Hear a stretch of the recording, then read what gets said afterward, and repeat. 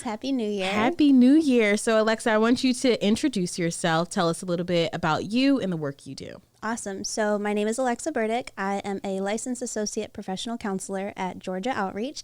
However, I will be applying for full licensure this month, actually next week. So I'm very excited. Yeah. And I am from upstate New York originally, but I moved to Savannah being a military spouse. I currently work with teenagers and adults, some couples. I really enjoy doing anger management for mandated clients. So if you need that, I'm your person. And I love being a counselor. I love being a therapist, holding space for people who need a safe space to talk to. So, yeah. Awesome. So today we started off with a Happy New Year because it is the first of the year. Yes. We are in 2024. And right now, a lot of people are setting their New Year's resolutions. Mm-hmm. They are trying to figure out what do they want to accomplish this year. So first, talk to me about when you hear New Year's resolution, what are you thinking? What comes to mind? What should people know? When I hear New Year's resolution, I hear pressure to do all of the things. The new year can often bring up a lot of reflection of the previous year. I don't know about you, but 2023 was crazy for a lot of people. And so that can bring up feelings of not doing enough or really accomplishing what they wanted to do in 2023. So with the new year, I think there is a lot of reflection and a lot of pressure to do better than the previous year. Yeah. And so let's talk about that pressure. It can come from all different places. It can come from social media. It can come from people in your life. So how should people, when they feel that pressure coming on, or do I need to set these goals, or are my goals good enough? What should they be thinking about? How should they kind of level themselves? So I think first, when it comes to setting goals for the future and not feeling that pressure, is really identifying what you want to do. So write it down, make a vision board, make a Pinterest board of what you want to invite in for the new year. One of my favorite sayings around this time of year is, what do you need to release in order to receive? Because oftentimes we're holding on to things that are kind of holding us back. Whereas if you're holding on to something, you can't have your hands open for the next beautiful, incredible thing. So first step, identify what you want to do. Second step is break that down into smaller goals. So for a lot of people, I want to declutter my house, but where do I start with? And so that might look like going through the cup drawer or going through the silverware drawer, or cleaning out the linen closet, breaking it up into smaller, achievable steps. Yeah, I like that. What do you need to release in order to receive? Okay, so one thing you mentioned before we got started were SMART goals. Mm-hmm. Yes. What does that mean? So SMART is an acronym for specific is the S, M is measurable, A is attainable, R is relative, and then T is timely. So breaking that down, you want to specify what the actual goal is. What am I trying to do here? Measurable means, how am I going to measure when I've made this? So is this a week goal? Is this a year goal? Is this a monthly goal? How do I know when I'm doing it? A is attainable. So is it realistic? So for a lot of people who might want to lose weight at the beginning of the year, begin a healthier fitness journey, is it realistic to lose 50 pounds in 1 month in a healthy way? Probably not. So make that maybe 2 pounds a month, or 2 pounds a week, whatever that looks like. R is relative. So is the goal in alignment with your values? And then T is timely. So how do we keep track of if we're making it, if we're not making it? Okay. So timely is a good point there, because I feel like at the start of the year, it's a lot of like, we got to do this right now. We do a lot of stories of like, you're hitting the gym today, or you're starting your New Year resolution today. How should they approach the time aspect, which kind of goes back to the pressure of feeling like they need to accomplish these goals right now? I would say that you're on your own journey. So while your neighbor is doing this incredible thing, whatever that may be, your journey might look a little bit differently, and that's okay. So really sitting with yourself and figuring out, what do you want to do and when do I want to do it by, is going to be really helpful. Do you have any New Year's resolutions? I made a vision board, actually. I made my partner sit down, and we cut up magazines and picked out my vision board, his vision board, and then our vision board. So my vision board includes running a 5K. I'm not a runner, but I'm going to do it. I do enjoy going to the gym, so really focusing on form instead of just ego lifting, and adventuring. So just going on weekend trips as much as possible, traveling as much as possible within cost friendly amounts. Yeah. Yeah, that's awesome.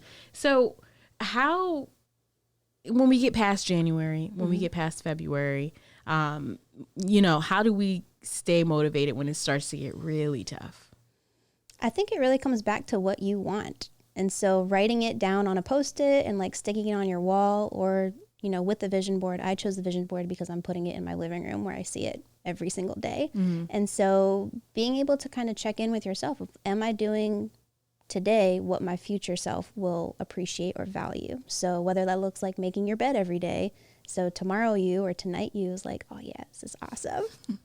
And we talked a lot. You said you wanted to run a 5K and do more adventures. So these are a lot of like physical things that you're going to see or you're doing to help your body. But what about those from a mental health perspective? What kind of goals could be good for someone to set for the new year when it comes to maintaining their mental health? That's an incredible question. First thing that comes to my mind is boundaries. So learning how to say, no, I can't do that. I don't want to do that. The second thing is self-care, because with life, hustle and bustle, it's hard to slow down. And then the third thing that pops into my mind is social media reduction, or like giving yourself permission to unfollow people or pages that don't help you feel good or are not in alignment with yourself. Yeah. So let's start with boundaries. Big one. That's a big one. So how do you set healthy boundaries? Because I know a lot of times people don't want to hurt anyone's feelings or they don't want to send the wrong message. So how do you set a healthy boundary in a way that doesn't come off in the wrong way?